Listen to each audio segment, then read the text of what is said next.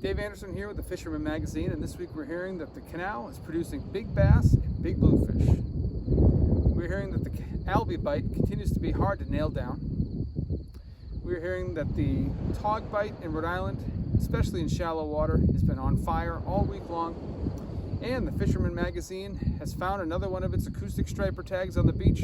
Stay tuned for all that and more on this week's Web Fishing Forecast. The Fishing News is sponsored by these fine partners.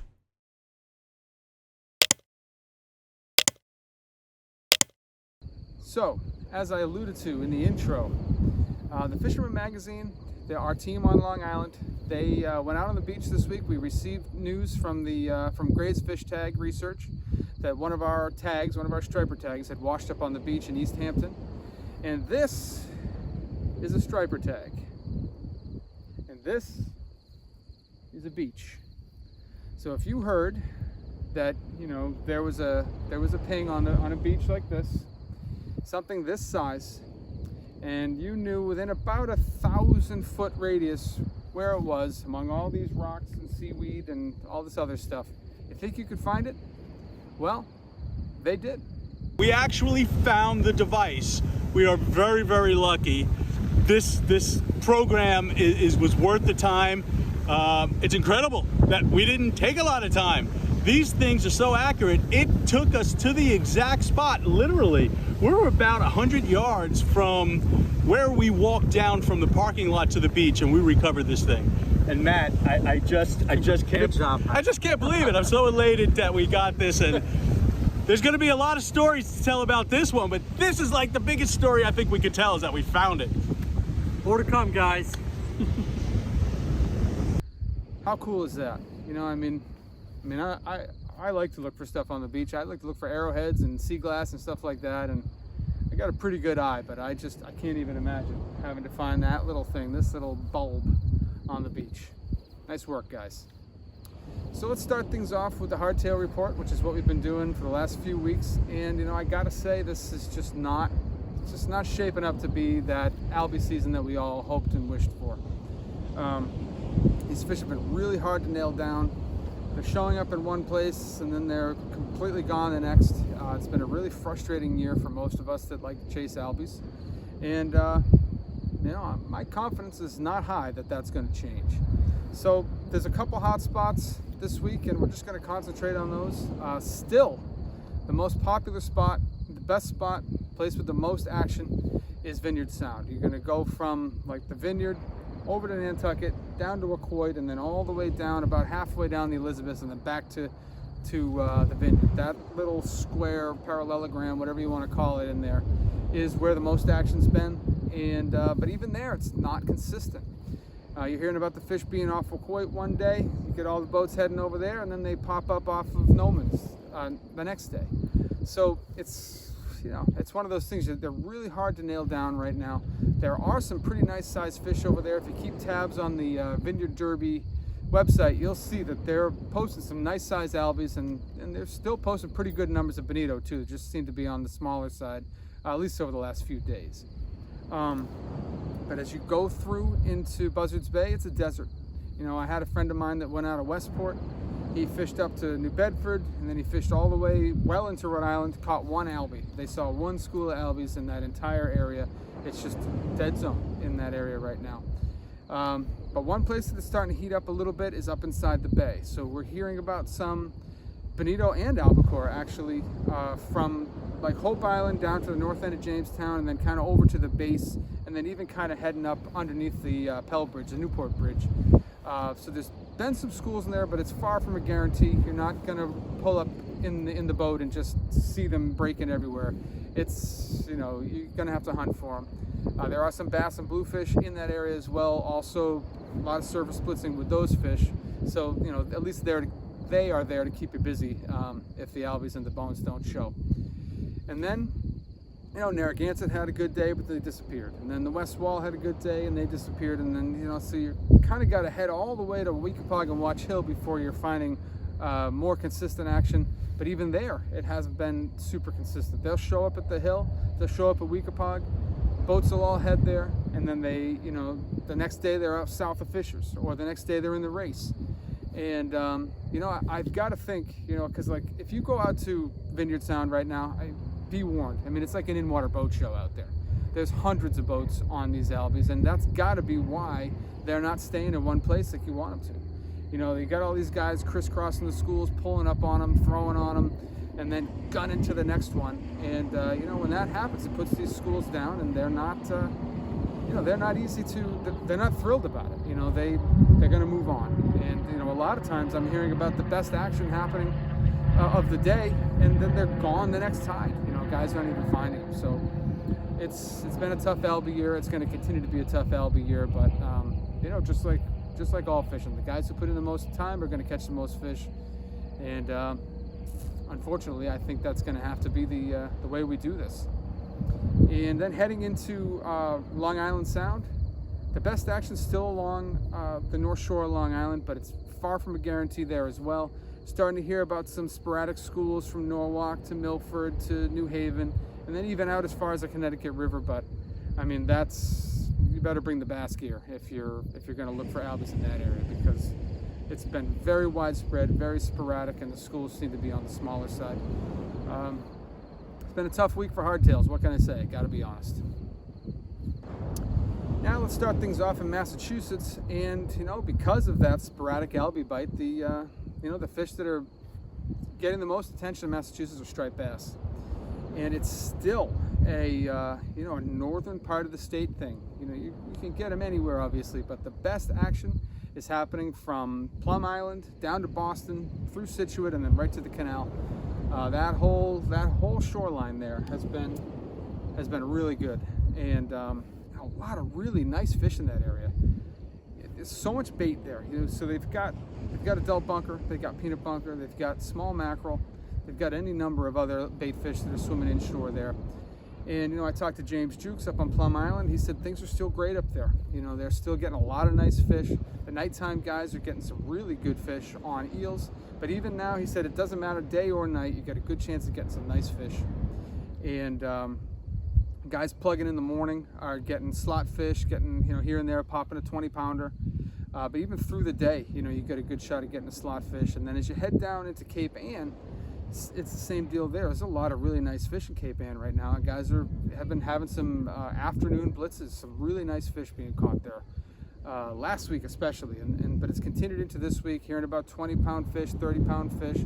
Same thing all through Boston. You're hearing little reports here and there, guys on the boats fishing among the islands out off of Boston in the harbor, getting some nice fish. Some of those narrows in between the islands, building up some current, producing some nice fish there.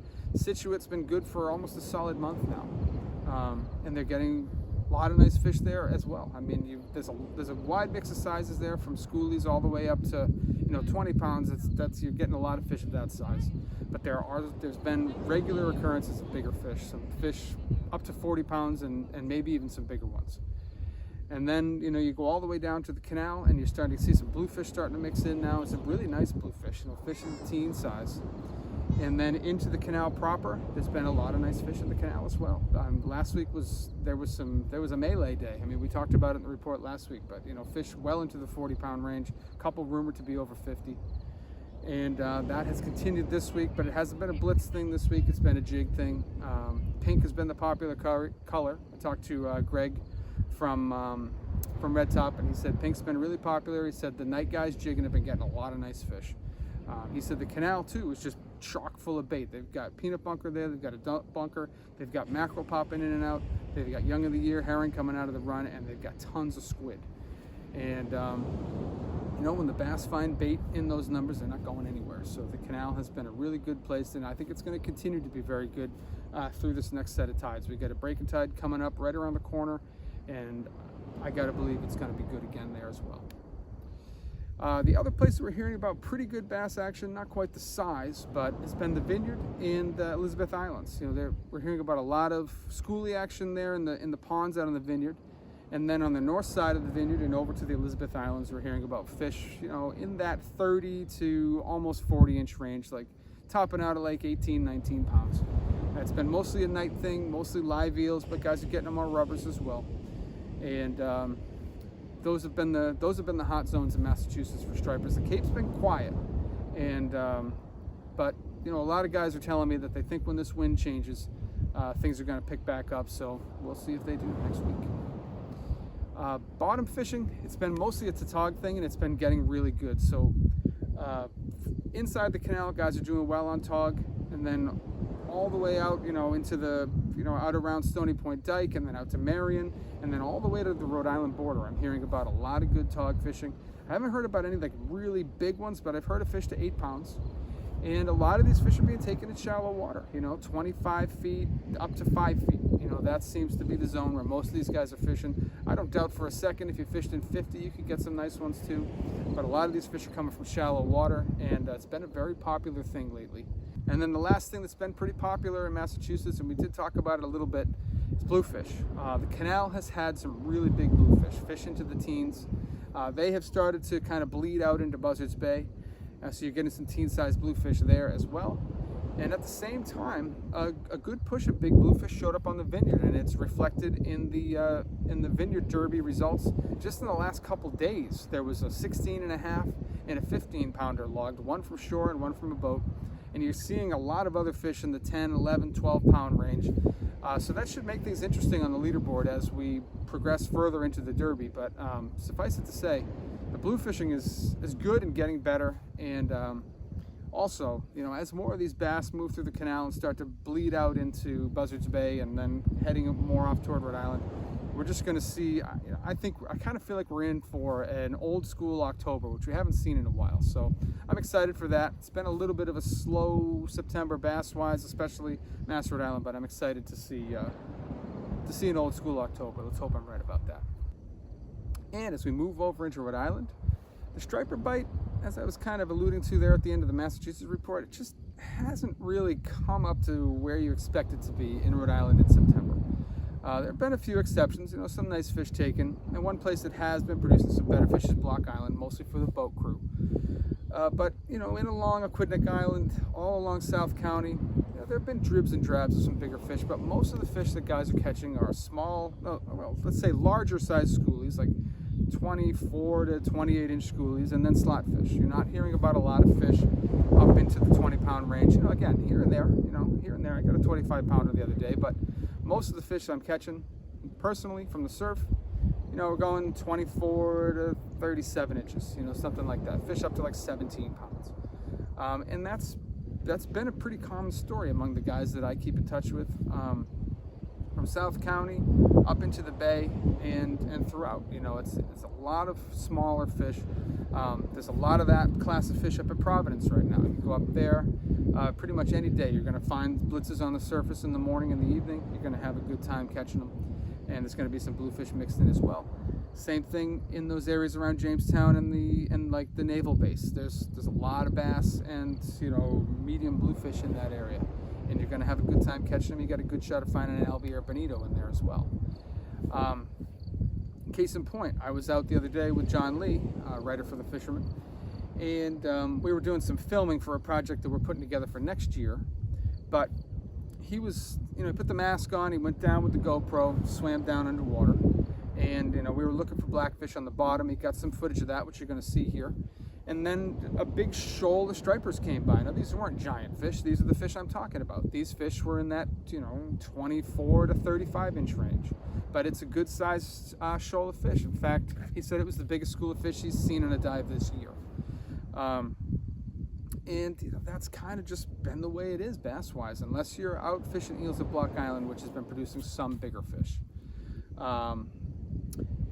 And then bluefish-wise, I really haven't heard a lot, at least as far as big bluefish go in Rhode Island. There's been a few here and there. The North Ripet Block has been popular for bigger ones.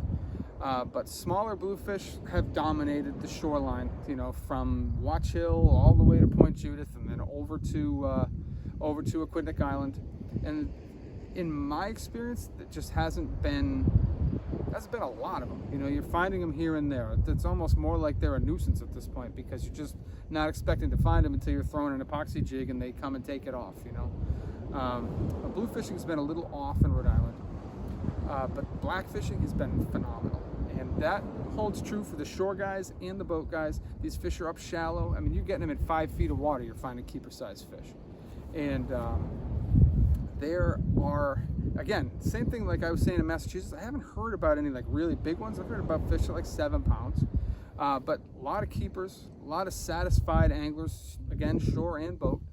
And you're not having to fish in heavy current way down, at 50, 60 feet down. You're fishing 20 feet down, you're fishing 15 feet down, you're getting plenty of fish.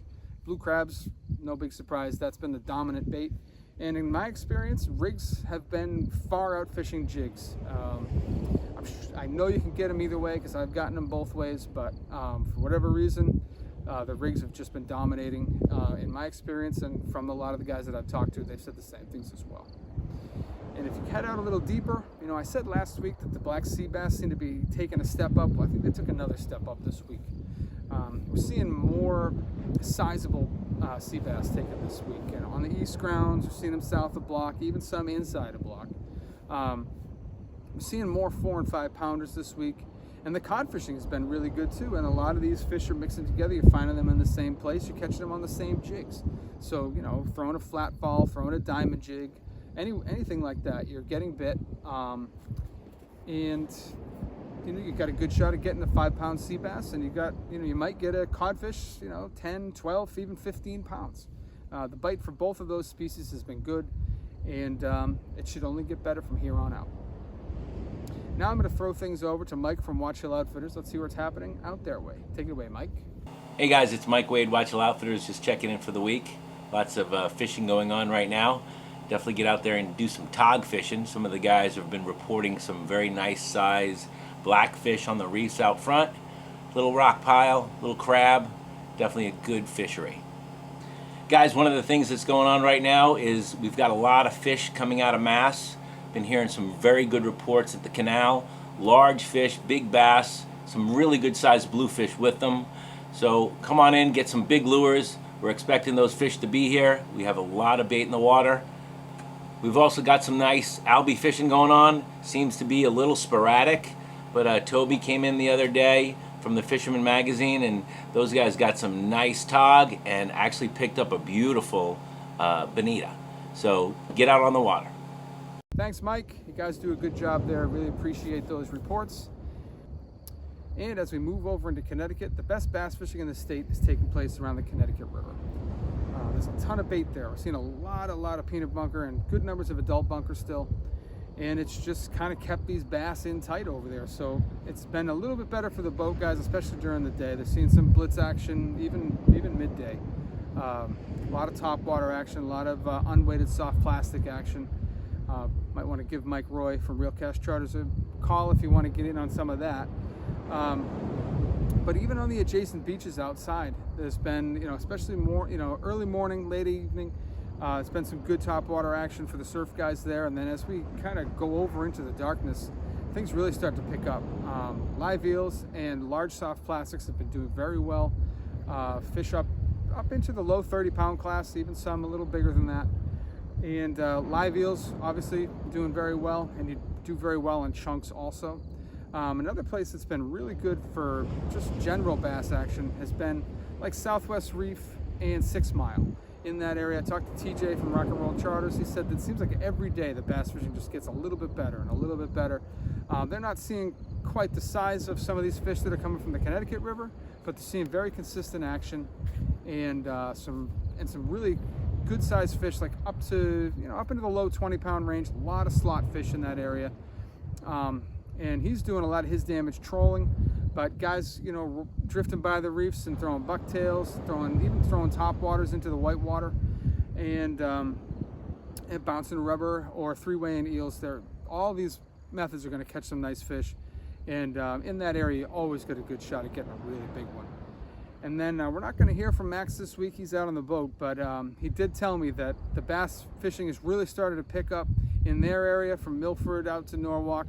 And it's kind of like the beginning of the fall run. Things are starting to really intensify there. Seeing fish well into the 20-pound range and lots of slot fishing around the Norwalk Islands. Get them on topwater plugs like the Jumpin' Minnow or the High Pitch from Shimano, things like that. And fishing's picking up there and it's only going to get better. Bluefish wise, not hearing a whole lot, but a couple places that I know are probably going to have some fish. Mouth of Connecticut River with all that bait, there's definitely going to be some bluefish mixing in there. There's definitely going to be some bluefish out at the gut because I think there's bluefish there in February. And then out around middle ground, always a good shot at getting some good fish there. And if you're not seeing them there, you can head over to like 28C and Diamond Jig in that area. And always a good shot at getting some decent bluefish. And that's going to last well into November. That's one of the best places to get some really big bluefish late in the season, so keep that in mind. If you're looking to get in on some bottom fishing, obviously you can't tog fish right now in Connecticut. We got to wait till October 10th. But the black sea bass are picking up the slack. It's been very good in that same corridor that I seem to always mention, you know, from Clinton over to Niantic and then kind of straight out from there, starting at 40 feet of water and going out to 100. Just look for, you know, any changes in bottom contour. You're going to find fish on there. You're going to, any wrecks or big rock piles or whatever, any ledges, they're all going to have these fish on them. And you know, the bite's very good. If you're not finding the size that you want or the consistency in the bite that you want, and you've got the time, head out to Block Island. Very good fishing out there right now, and some legit jumbo sea bass being taken out there right now. If you want to head back closer to shore and just keep it close to the dock, the porgy fishing is awesome. It hasn't slowed down a bit, and I don't see it slowing down for at least a couple weeks. And we still got nice weather. Water temps are staying pretty stable, and I don't see those fish moving deeper until that water temp drops. So whether you're from shore or from boat, porgy fishing has been phenomenal, and it seems to be showing no signs of slowing down. And now let's take a look at what's going on in the Dreamboat Challenge. Some major movement on the Dreamboat standings. The neck-and-neck race for the number one position swapped this week with a 3.49-pound porgy entered by Joseph Yam. Joseph now holds the number one position over Henry Piacentino. What will happen next week as the drama unfolds?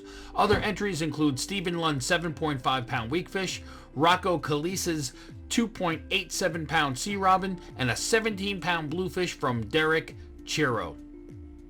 The Dreamboat Fishing Challenge is the Fisherman subscriber-only multi-species fishing competition with a chance to win a new Steigercraft center console powered by Yamaha, along with many other great prizes. Subscribe now to the Fisherman magazine to be part of the action. And that's the story of the reports this week. I hope that helped you guys out. If you're a hardtail guy, you know, it's a tough year, and that's just the way it's going to be. But, you know, the key is just putting in as much time as you can. So if you want to put your chances, if you want to up your chances as much as you can, you're going to have to go fight with the other boats in the vineyard. But if you don't mind doing a mixed bag thing, there's a lot of nice fish, a lot of nice bass and bluefish up in the bay, and there's bonito and albies mixed in up there as well, so you can make a day out of it there. If you're not a subscriber to the Fisherman, I suggest you head over to the webpage and check us out. There's some free content on there. You can check out all of that. We got articles that cover the entire region from Delaware all the way up to Maine, freshwater, saltwater, offshore, all that stuff. We got reports that cover that entire region as well. Lots of video content. At the very least, give us a like and subscribe here on YouTube, and we'll see you guys next week. Thanks a lot.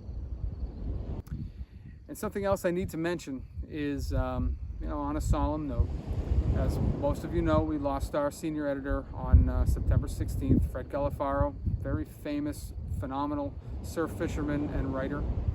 And a close friend to us all, almost felt like a family member. And his family, the Galifaros, would like to invite all readers of the Fisherman, if they want to make the ride, to go to his memorial service to pay their respects. It's going to be at Robert Moses Beach. It's going to be this weekend, and here's our publisher, Mike Caruso, to tell you more about it. Hey everybody, it's Mike Caruso, publisher and owner of the Fisherman magazine, and I'd like to extend an invitation to all of you to join us for a special memorial celebration for Fred Galifaro. This will be this Saturday, October 2nd at 2 p.m. at the Robert Moses State Park, the beach, Field 4. It'll be a great day for all of us to be together, share stories, and really celebrate Fred's incredible legacy. I hope you can join us. Steigercraft boats, built by people who fish our waters. Serious anglers choose Steigercraft for their 40 years of boat building experience right here in the Northeast and Mid-Atlantic. Visit steigercraft.com for a dealer near you.